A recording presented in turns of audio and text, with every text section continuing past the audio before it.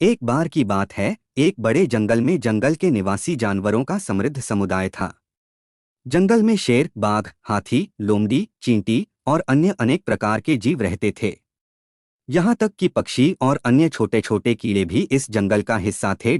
इस जंगल में एक बहुत ही बुद्धिमान शेर राजा था। वह अपने जंगल का संरक्षण करता था और अपने प्रजा की सुरक्षा के लिए हमेशा सक्रिय रहता था। उसका नाम था राजा सिंह।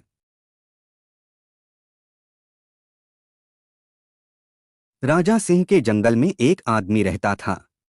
वह एक प्राणी बनकर जंगल में घूमता और जंगली जानवरों को शिकार करता था। लोग उसे शिकारी कहते थे।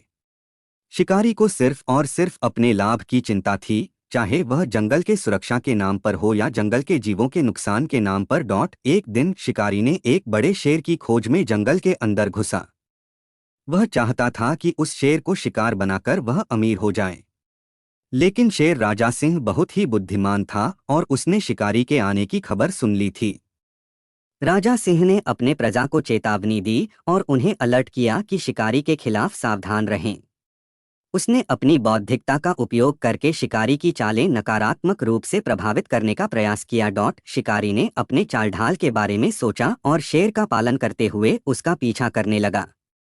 शेर ने अपने साथी जानवरों के साथ एक चाल की योजना बनाई और उन्होंने शिकारी को धोखा देने का सोचा।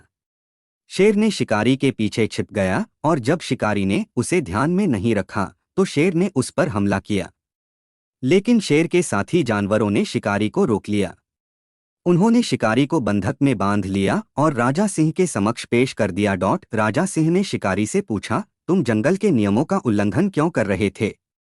शिकारी ने जवाब दिया, मुझे धन की लालसा थी, राजा सिंह। मैंने अपनी लालसा के बल पर जंगल के नियमों का उल्लंघन किया। राजा सिंह ने मुस्कुराते हुए कहा, तुमने जो किया गलत किया।